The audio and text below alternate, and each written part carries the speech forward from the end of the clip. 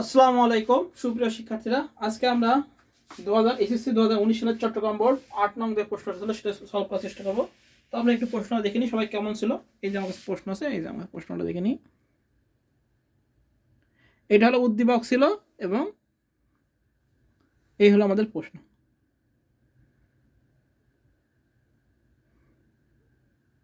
আমরা একটু সবাই স্ক্রিনশট নিয়ে নিই, এবার আমরা চলে যাব সলভে চলে যাব।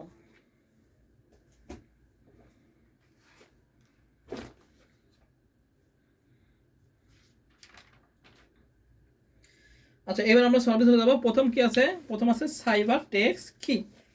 সাইবার টেক্সট কি? তো আমরা প্রথমে যখন কোনো পাসওয়ার্ড দিই তখন প্রথম ওটা থাকে প্লেন টেক্সট। আর প্লেন টেক্সটকে এনক্রিপ্ট করার পরে যেই টেক্সটের উপর হয় সেটা হলো সাইবার টেক্সট। সাইবার টেক্সট, তো সেটা আমরা বলবো এনক্রিপ্ট করার পরে ডেটা ক নাম্বার আমরা লিখবো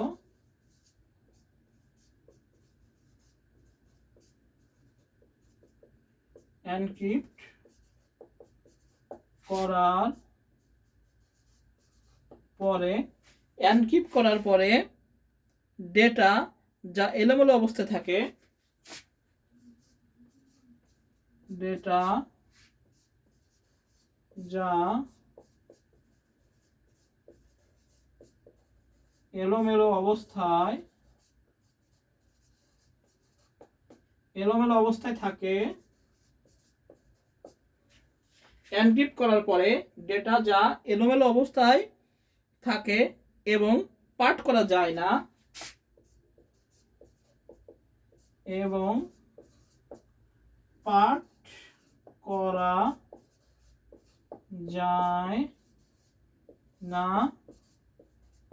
তাকে সাইবার টেক্সট।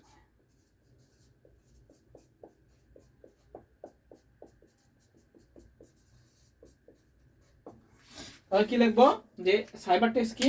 এনক্রিপ্ট করার পরে ডেটা যা এলোমেলো অবস্থায় থাকে এবং পাঠ করা যায় না তাকে কি বলা হয়? সাইফার টেক্সট বলে। আচ্ছা, 2 নম্বর কি বলেছে? প্রাইমারি কি ও ফরেন কি এক নয় ব্যাখ্যা করো। খ নাম্বার, প্রাইমারি কি ও ফরেন কি এক নয়। খ নাম্বার আমরা লিখবো প্রাইমারি কি এবং ফরেন কি কেন এক নয়। কারণ কি? প্রাইমারি হলো যে কির উপর আমরা লিখবো যে কি দিয়ে কোনো নির্দিষ্ট কোনো এন্টিটি সেটকে সম্পূর্ণরূপে শনাক্ত করা যায় তাকে প্রাইমারি কি বলা হয়। আবার একটি টেবিলের প্রাইমারি কি যখন অন্য টেবিলে যে কি সাধারণ কি হিসাবে বিবেচনা হয় তখন প্রথম টেবিলের প্রাইমারি কি দ্বিতীয় টেবিলে কি হয়? ফরেন কি হিসাবে বিবেচিত হয়। সুতরাং ফরেন কি সর্বদা প্রাইমারি কি এর উপর ভিত্তি করেই তৈরি করা হয়। একটি টেবিলে একটি মাত্র প্রাইমারি কি থাকে, তবে একটি টেবিলে বিভিন্ন টেবিলের একাধিক ফরেন কি থাকতে পারে। তাই প্রাইমারি কি ও ফরেন কি এক নয়। তাহলে একটা টেবিলে কি থাকবে? একটাই প্রাইমারি কি থাকবে, আর অন্যান্য টেবিলে কি থাকতে পারে? একাধিক আমাদের ফরেন কি থাকতে পারে। এই জন্য কি প্রাইমারি কি এবং ফরেন কি এক নয়। আমরা উত্তরটা আরেকবার শুনি কিভাবে লিখবো। এখানে প্রশ্ন বলছে প্রাইমারি কি ও ফরেন কি এক নয় ব্যাখ্যা করো। আমরা লিখবো যে কি দিয়ে কোনো নির্দিষ্ট কোনো এন্টিটি সেটকে সম্পূর্ণরূপে শনাক্ত করা যায় তাকে প্রাইমারি কি বলা হয়। আবার একটি টেবিলের প্রাইমারি কি যখন অন্য টেবিলে যে সাধারণ কি হিসেবে বিবেচিত হয় তখন প্রথম টেবিলের প্রাইমারি কি দ্বিতীয় টেবিলে কি হয়ে যায়? ফরেন কি হয়। হ্যাঁ, তখন তাকে দ্বিতীয় টেবিলে ফরেন কি বলে। সুতরাং ফরেন কি সর্বদা প্রাইমারি কির উপর ভিত্তি হয়ে তৈরি হয়।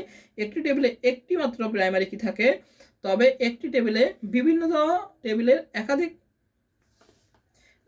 একটি মাত্র প্রাইমারি কি থাকে, তবে একটি টেবিলে বিভিন্ন টেবিলের একাধিক ফরেন কি থাকতে পারে। তাই প্রাইমারি কি ও ফরেন কি এক নয়।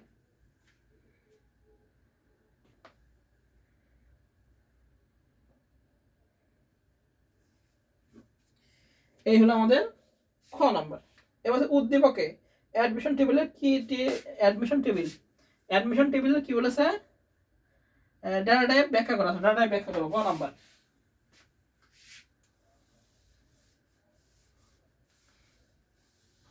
আমরা সব করে করতে পারি বা আমরা লিখেও করতে পারি, যেটা ভালো লাগে সেটা আমরা করবো। আচ্ছা, গ নাম্বার বলেছে অ্যাডমিশন টেবিলের ডাটা টাইপ ব্যাখ্যা করা আছে।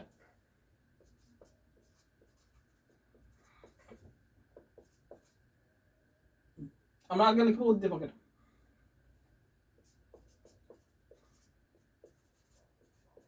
উদ্দীপকের অ্যাডমিশন টেবিল এর ডেটা টাইপ নিচে ব্যাখ্যা করা হলো। নিচে করা হলো করে 1 2 3 4 5টা আছে না, 5টা আছে।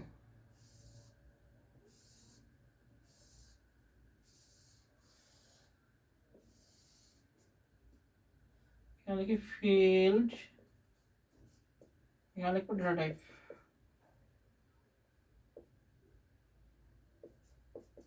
ডেটা ফিল্ড ডেটা টাইপ আমরা প্রথমে এগুলো লিখি না। প্রথম কি রোল নাম, রোল নাম কি আমরা জানি ডেটা টাইপ অটো নাম্বার। এবার কি আছে নেম, নেম আমরা কি জানি text data type. GPA, GPA কি জানি আমরা নাম্বার। এবার কি আছে ডেট, ডেট টাইম। এবার কি আছে ফি, ফি হলো কি কারেন্সি। এবার আমরা দিলাম ব্যাখ্যা করব অটো নাম্বার। নিচে সুন্দর করে ব্যাখ্যা করে দেবো টেক্সট নাম্বার, এরপর ডেট এন্ড টাইম, ডেট এবং টাইম এবং কারেন্সি। এভাবে আমরা নিচে ব্যাখ্যা করে দেবো, যে সুন্দর করে যে যেভাবে যা লিখতে পারি সেভাবে আমরা লিখবো। এটাও ভালো একটা নিয়ম। হ্যাঁ, বলছে কি যে উদ্দীপকে অ্যাডমিশন টেবিলের ডাটা টাইপগুলো ব্যাখ্যা করো। আমরা ডাটা টাইপগুলোকে সুন্দর করে লিখে নেবো। যে ফিল্ড লিখলাম, রোল নামের জন্য অটো নাম্বার ব্যবহার হলো, নেমের জন্য টেক্সট, জিপি এর জন্য নাম্বার, ডেটের জন্য date and time, fee currency. এবার কি করবো আমরা ব্যাখ্যা, এগুলো সব ব্যাখ্যা করবো। অটো নাম্বার জন্য কি হয়, টেক্সটে কি হয়, রোল নাম্বার, রোল নাম্বার জন্য আমরা অটো নাম্বার ব্যবহার করি। হ্যাঁ, তারপর রোল নাম্বার কি হবে, অটো নাম্বার ব্যবহার করলে ফলে নতুন তথ্য যোগ করলে কি সেটাই হলো এক এক করে বাড়বে। নেমের জন্য আমরা টেক্সট, মানে টেক্সট কোনো কিছু লেখার ক্ষেত্রে বা কোনো অক্ষর চিহ্ন 255টি অক্ষর ধরে টেক্সটে। জিপিএ নাম্বার কোনো 8 বাইট পর্যন্ত ধরা হয়। Date and time and date, joining date, তারপর হলো কোনো তারিখ, এর ক্ষেত্রে ব্যবহার হয়। আর কারেন্সি, কারেন্সি যখন টাকা আসে, ফি, অ্যাডমিশন ফি, ভর্তি ফি, এগুলো সবের জন্য কি হয় কারেন্সি আসে। এভাবে নিজেদের মতো বর্ণনা দিয়ে দেবো। শেষ। তাহলে আমাদের গ গেল। গ নাম্বার শেষ, বুঝতে পারলাম। আচ্ছা, এবার ঘ নাম্বার কি বলেছে। ঘ নাম্বার বলছে যে উদ্দীপকের দুটি টেবিলের মধ্যে রিলেশন তৈরি করা সম্ভব কিনা ব্যাখ্যা করা। আচ্ছা, ঘ আমরা লিখব উদ্দীপকের দুটি টেবিলের মধ্যে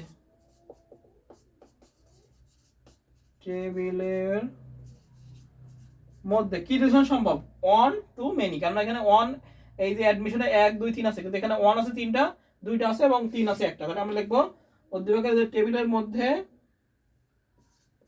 ওয়ান টু মেনি রিলেশন তৈরি সম্ভব। উদ্দীপকে দুইটি টেবিলের মধ্যে ওয়ান টু মেনি রিলেশন তৈরি সম্ভব। কেন? কারণ কি আমরা জানি যে ডাটাবেজের একটি রেকর্ডের সাথে অপর ডাটাবেজের একাধিক রেকর্ডের সম্পর্ক স্থাপন করাকেই ওয়ান টু মেনি রিলেশনশিপ বলে।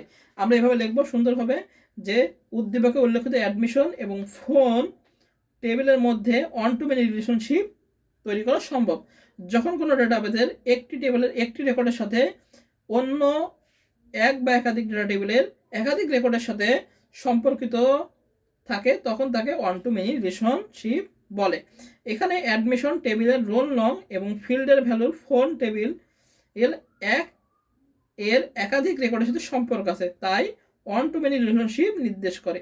এই দুই টেবিলের মধ্যে সম্পর্ক নিচে দেখানো হলো। এবার আমরা সম্পর্কটা দেখা দেবো শুধু চিত্র এঁকে। কেমন, এই অনেক থেকে আমরা নেব,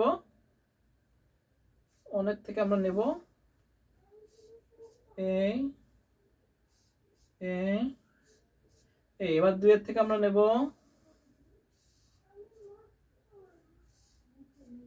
আর 3 থেকে তো আমরা একটা আছি। এভাবে পরীক্ষা খাতে আমরা চিত্র আঁকাই দেবো।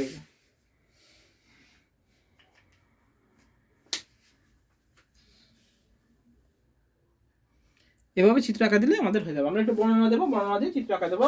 অ্যাডমিশন লিখবো, নিচে ফোন নাম্বার দেবো, একদম এইভাবে বক্সটা আঁকাবো। আঁকায় এই 1 এর সাথে আমরা এই 1 লাগাই দেবো, 2 এর সাথে আমরা 2 লাগাই দেবো, দুটো 2 আছে, 3 এর সাথে 3 লিখবো। অর্থাৎ কি বলেছে, যদি একটা টেবিলের একটি রেকর্ডের সাথে, এখানে একটি রেকর্ড আছে এই টেবিলের, অপর এক বা একাধিক রেকর্ডের সাথে, মানে অপর এক বা একাধিক টেবিলের একাধিক রেকর্ডের সাথে সম্পর্ক স্থাপন হয়, এখানে একটা দুটো তিনটা রেকর্ড আছে অনের, একাধিক রেকর্ডের সম্পর্ক স্থাপন হয়, তখন তাকে কি বলা হয়, ওয়ান টু মেনি রিলেশনশিপ। তাহলে এই উদ্দীপকের দুটি টেবিলের মধ্যে কি ওয়ান টু মেনি রিলেশনশিপ তৈরি সম্পর্ক। এভাবে লিখে দেবো, লিখে দেওয়ার পরে চিত্র আঁকা দেবো, ব্যাস আমরা 4 এর ভিতর 4 পেয়ে দেবো। তো এই হলো আমাদের চট্টগ্রাম বোর্ড 2019 সালের সলভ। সবাই ভালো থাকে, সুস্থ থাকে, সবাইকে আসসালামু আলাইকুম।